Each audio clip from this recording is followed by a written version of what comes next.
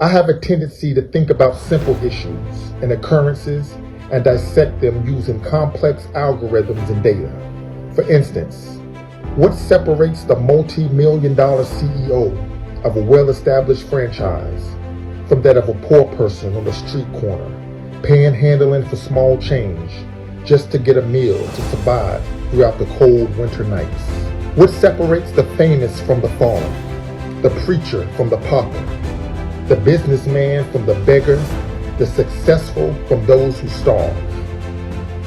I, like probably most of you, thought that the answer had something to do with intelligence, work ethic, attitude, faith, and even some luck.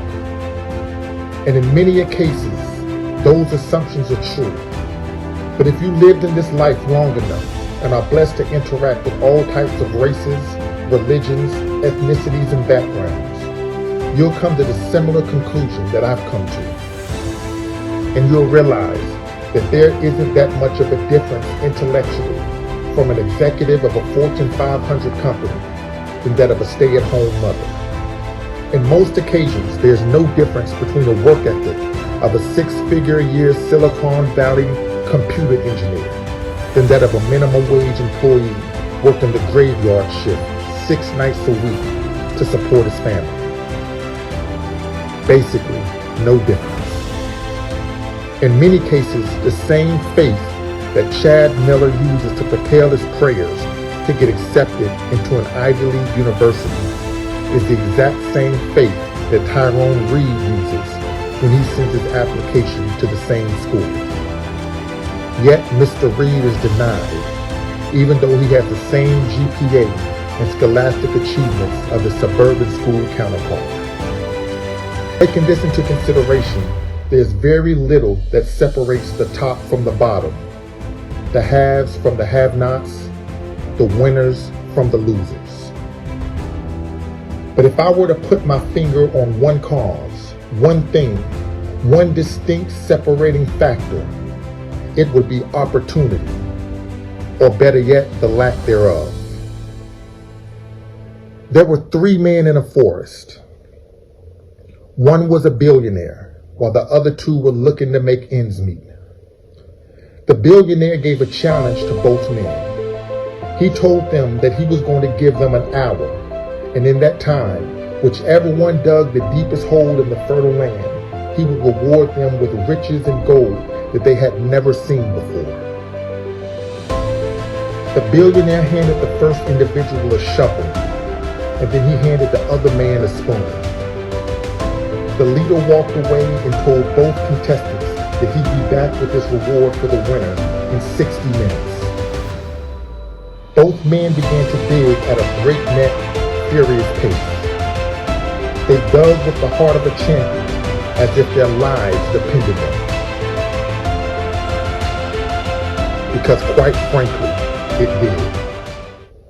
As the hourglass sand began to empty and time eventually ran out, the billionaire returned, and to no one's surprise, the man with the shovel was the runaway victor.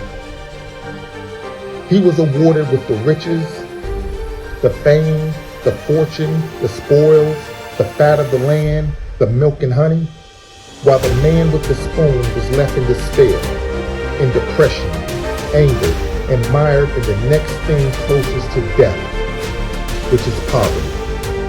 Now, what separated the man with the shovel from the man with the spoon? Was the man with the shovel more intellectually brilliant than the man with the spoon? Was the man with the shovel a harder worker? Was he blessed with a superior work ethic compared to the man with the spoon?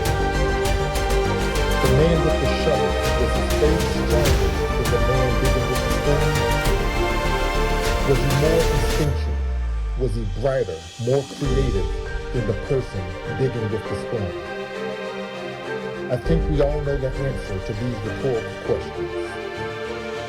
If both men dug at the same rate, at the same pace, with the same level of dedication, it is safe to say that the one with the better tools and resources will always be the one that's the most successful.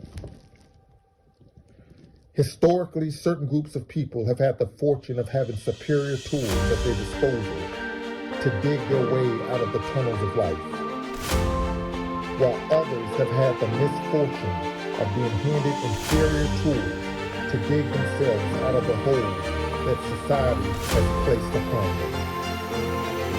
How dare a person digging with the shovel condemn the man digging with the spoon and call him lazy? Many of us, we don't want reparations. We just want a shovel. Many of us, we don't want nor are we asking for a handout. We just need a shovel. Many of us, we don't need your apologies or your well wishes or the month that you give us to celebrate our achievements. All we're asking for is a shovel. We want opportunity.